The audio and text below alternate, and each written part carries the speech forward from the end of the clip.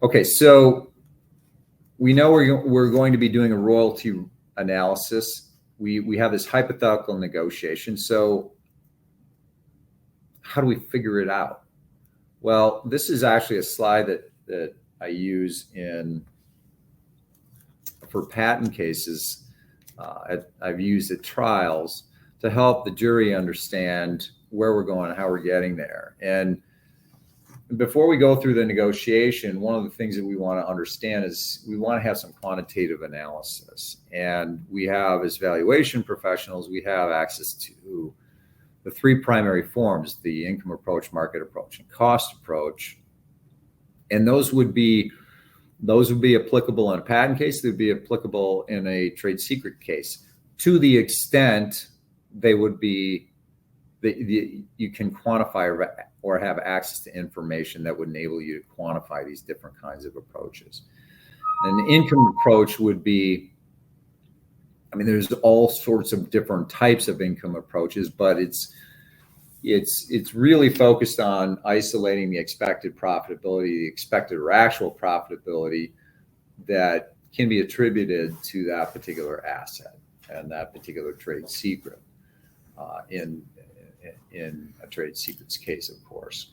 Market approach would be, do we have other license agreements that are similar or has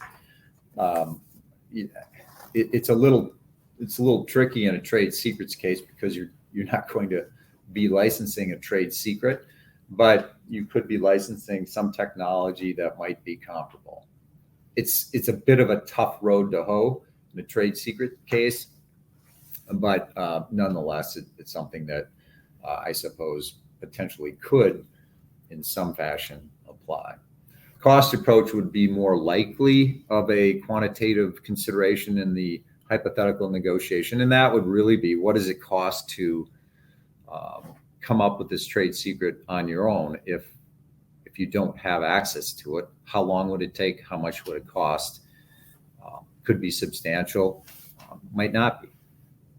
The more substantial it is, probably the much more value the trade secret is.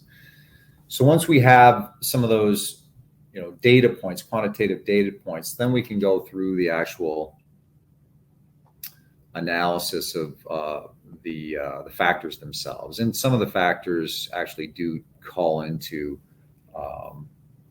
consideration the quantitative analysis. So you go through, you've got a starting royalty rate, you consider some of the qualitative considerations, and I've got here the Georgia-Pacific factors. Again, that would be more specific to a patent case. You would apply those, or you can consider those here, but you could also consider other factors as well, such as the university computing factors that we'll hit on